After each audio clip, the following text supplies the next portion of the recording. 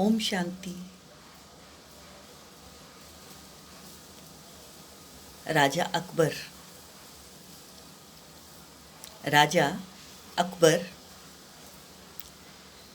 बीरबल से कहता है, बीरबल, दिनों दिन अन्याय बढ़ता ही जा रहा है। तुम्हारा भगवान क्या कर रहा है? तुम तो कहते रहते हो गुरु नानक आया, गौतम बुद्ध आया, जीसस क्राइस्ट आया।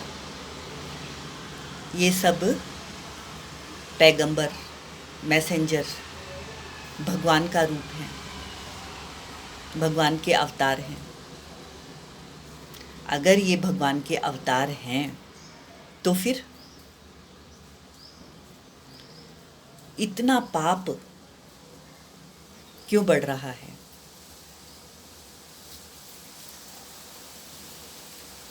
बीरबल कहता है, आप ठीक कह रहे हैं, पाप दिनों दिन बढ़ता ही जाता है। अति के बाद अंत होता है। अंत करने के लिए परमात्मा स्वयं धरा पर पधारते हैं।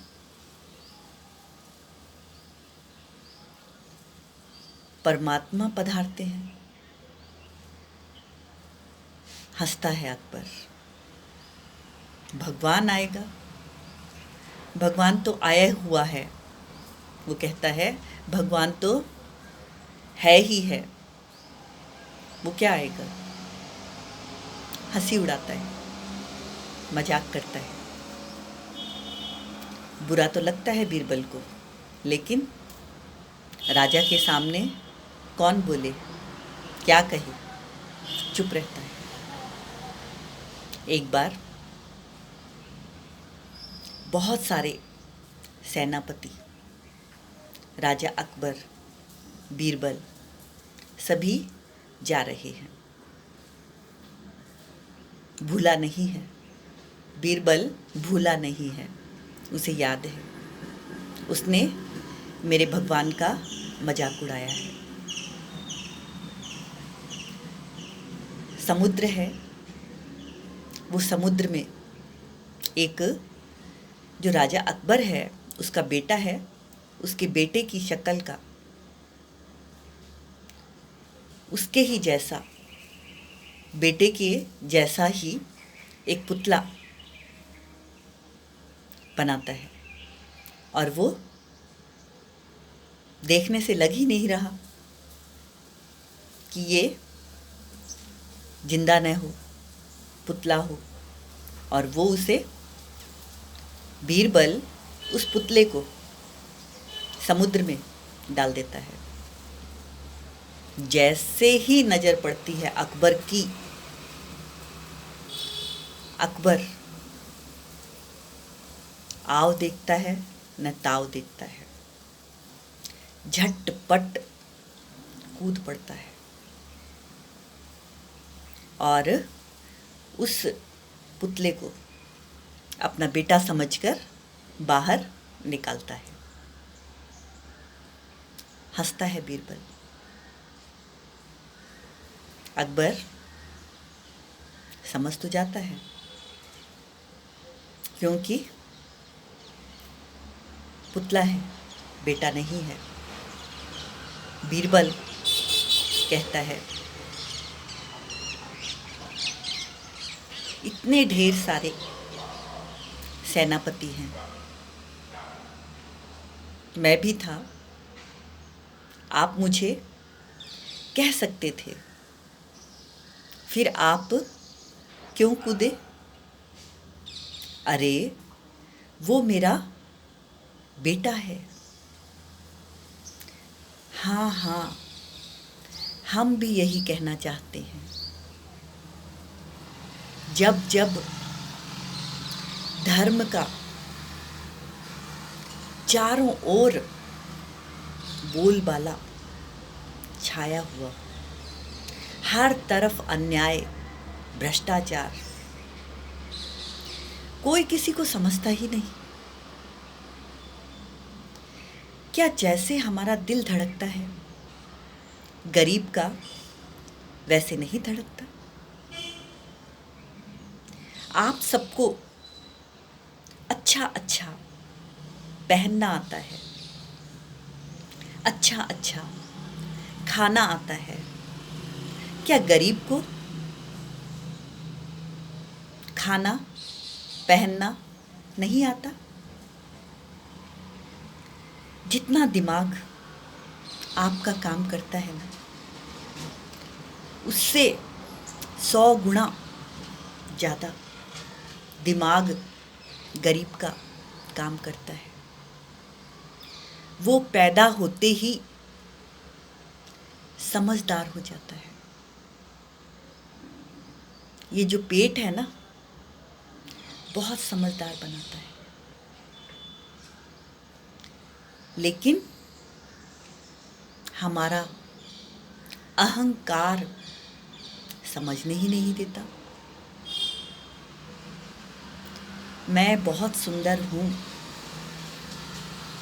मैं बहुत समझदार हूँ, मैं भक्त हूँ, मैं योगी हूँ, मैं ज्ञानी हूँ। न जाने कितनी तरह के अहंकार को हमने पकड़ के रखा हुआ है। माला होती है ना, सिमरनी, जिसको आप एक माला का दाना घुमाते हैं, राम कहते हैं, और फिर दूसरा दाना माला का फिर राम कहते हैं। अब राम राम कहने से तुम्हारा कुछ होगा या नहीं होगा, आप जानो और आपका राम जाने। लेकिन हम कहना चाहते हैं, जब तक आपका 108 गिनती करो, लिस्ट निकालो, थोड़ा चिंतन करो, थोड़ा विचार करो, थोड़ा मनन करो, कौन सा अहंकार मुझ में है।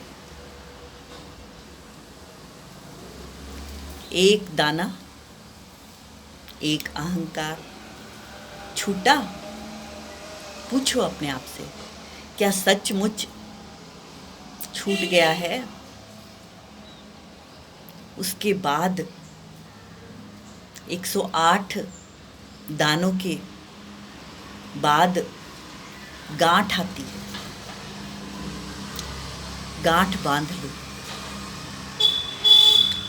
जिसको छोड़ दिया उसको छोड़ दिया, वापस पलट कर इसे मैं नहीं अपनाऊंगा, नहीं अपनाऊंगी।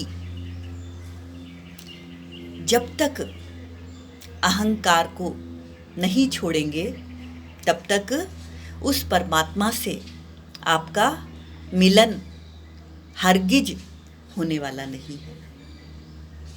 मेरू दाना, युगल दाना होता है ना, 2 दाने होते हैं माला में, ऊपर गांठ के बाद 2 दाने दिखाते हैं। वो गृहस्थी की निशानी है, पति और पत्नी। शक्ति, शिव और शक्ति दोनों प्रेम प्यार से कैलाश पर्वत पर रह रहे हैं। सुख से, सुकून से, चैन से, आराम से, आनंद से, खुशी से अच्छी तरह से अपना जीवन यापन कर रहे हैं। कोई दिक्कत नहीं है, कोई परेशानी नहीं है। लेकिन पार्वती की कोई रही होगी बहन, कहने को तो बहन है, लेकिन वो आती है पार्वती के पास और कहती है, पिताजी ने यज्ञ रचा है, पिताजी ने यज्ञ रचा है, तुम आना चाहो तो आ जाना। कैसा न्योता है ये, देखो, समझो। कह रही है पिताजी ने यज्ञ रचा है, लेकिन आपका, शिव जी का, भोले भंडारी का बुलावा, निमंत्रण नहीं है। बहुत दुखी होती है। कौन? पार्वती, शक्ति माँ बहुत दुखी होती है। लेकिन फिर सोचती है, क्या हुआ, नहीं बुलाया तो नहीं बुलाया, लेकिन वो मेरा पीहर है, मैं ज़रूर जाऊंगी, मैं ज़रूर जाऊंगी। क्या हुआ, नहीं बुलाया, कोई बात नहीं, लेकिन मैं तो जाऊंगी। शिवजी, भोले भंडारी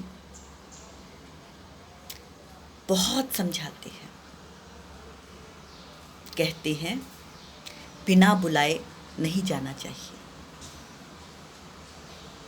लेकिन सती, वो शक्ति कहाँ सुनने वाली, कहाँ मानने वाली। ये जो अहंकार होता है ना, वो सर्वनाश कर कर छोड़ता है। वो अपने पति की बात भी नहीं मानती, ना ही सुनती है। अहंकार समझने ही नहीं देता। वो सिर्फ और सिर्फ अंदर ही अंदर हमें कहता है, मैं ही राइट हूँ, मैं ही सही हूँ। भगवान भी उतर कर आ जाए और वो कहे तो भी हम नहीं समझते। लास्ट में अंत मालूम है ना, नहीं सुना, पहुंची, और पहुंचने के बाद क्या हुआ, यज्ञ में अपने आप को स्वाहा, सर्वनाश। अब सीता मैया को ही ले लो, अच्छी तरह से राम के साथ, लक्ष्मण के साथ तीनों रह रहे हैं, कोई दिक्कत नहीं है। लेकिन सोने का हिरण, राजा की बेटी है, ससुराल भी, सब कुछ था ना, फिर भी पति के लिए जंगल में आई है, और वहाँ उसे कौन सा लालच, कौन सा लोभ सताया, सोने का हिरण। राम बहुत समझाता है, ये हो न हो सीता, माया है, किसी राक्षस का कुछ ना कुछ किया हुआ, बनाया हुआ हिरण है, कोई ना कोई रूप है राक्षस का, ऐसा कुछ नहीं होता। लेकिन सीता मैया कहाँ मानने वाली है। सर के ऊपर मैं सवार है, मैं राइट हूँ। जिद अहंकार से भरी हुई है, मुझे तो ये सोने का हिरण चाहिए ही चाहिए। बहुत समझाते हैं, बहुत मनाते हैं राम, लेकिन सीता कहाँ सुनने वाली है, कहाँ मानने वाली है। उसे तो सोने का हिरण चाहिए। क्या करता राम? क्या करता? लक्ष्मण को कहकर जाता है, सीता को अकेले नहीं छोड़ना। लेकिन फिर आवाज आती है, फिर आवाज आती है, हाँ लक्ष्मण, हाँ लक्ष्मण। लक्ष्मण समझाता है, सीता मैया को लक्ष्मण भी समझाता है, राम किसी परेशानी में हो ही नहीं सकते। लेकिन नहीं मानती। अहंकार सर्वनाश करवाए बिना मानेगा कहाँ? समझाने पर भी नहीं समझती तो लक्ष्मण रेखा खींच कर जाता है। उसके बाद भी नहीं मानती। साधु वेश है, रावण है, चोला उसने गेरुआ पहना हुआ है, लेकिन सीता तो समझदार थी ना। ऐसा कौन सा दान, ऐसा कौन सा पुण्य जो इस लकीर को पार किए बिना मेरे जीवन में यश देगा? क्या इतनी समझ भी नहीं थी? समझ थी, लेकिन अहंकार समझने नहीं देता। अंत में मैया को, सीता को धरती में समाना पड़ा। लक्ष्मी नारायण मजे से समुद्र में, बीच में, नाव में, जहाज में बैठे हैं, प्रकृति का आनंद ले रहे हैं। लक्ष्मी पांव दबा रही है, लेकिन नारद मुनि आते हैं और पूछते हैं, नारायण, आपके हृदय में कौन विराजमान है? जवाब नहीं देते। चुपचाप नारद मुनि लौट जाते हैं। लेकिन लक्ष्मी कहाँ मानने वाली है? उसे तो शंका हुई, जवाब क्यों नहीं दे रही? और इधर नारायण आंखें बंद हैं, विचार सागर मंथन में बिजी हैं, मुस्कुरा रहे हैं। लक्ष्मी बेचैन है।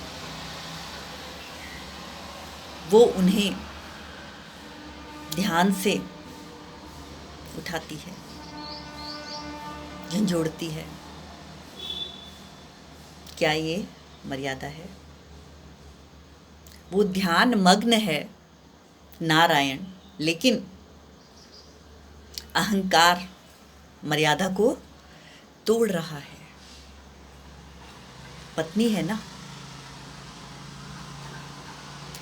स्त्री स्त्री होती है और पुरुष पुरुष होता है, लेकिन अहंकार कहाँ समझने देता है। वो उन्हें झंझोड़ते हुए लक्ष्मी माँ कहती है, आप मुस्कुरा रहे हैं।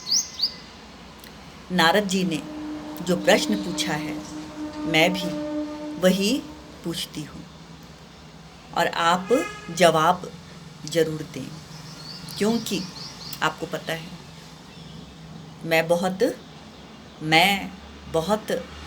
ज़िद्दी हूँ। जब तक जवाब नहीं देंगे, पता है नारायण को पता है, वो जवाब देते हैं। कहते हैं मेरे आधे दिल में शिव जी रहते हैं, विराजमान हैं, और आधे दिल में भक्त रहते हैं, मेरे भक्त रहते हैं, और आधे दिल में तुम रहती हो। गुस्सा आ गया, लक्ष्मी जी को गुस्सा आ गया। आधे दिल में भोला भंडारी रहता है, वो तो अच्छी बात है, लेकिन भक्त नहीं रहने चाहिए। नाम ही सुनते हैं लक्ष्मी नारायण, उसके बाद से झगड़ा कहाँ तक पहुंचा कौन जाने। वो आनंद एक बार छूटा सो छूटा। शास्त्रों में लिखा हुआ है, सालों साल हो गए दोनों की बातचीत बंद है। समझ आया? ये जो अहंकार है ना, ये बहुत अच्छी चीज़ नहीं है। सबसे पहले तो हमें समझना होगा, जानना होगा हम में कहाँ कहाँ अहंकार छिपा बैठा है। अहंकार की जड़ें पाताल से भी गहरी हैं। जंगल का रास्ता है, गांव और शहर के बीच में कटीली झाड़ियां हैं। उन झाड़ियों के पास एक तालाब है, उसमें मेंढक रहता है।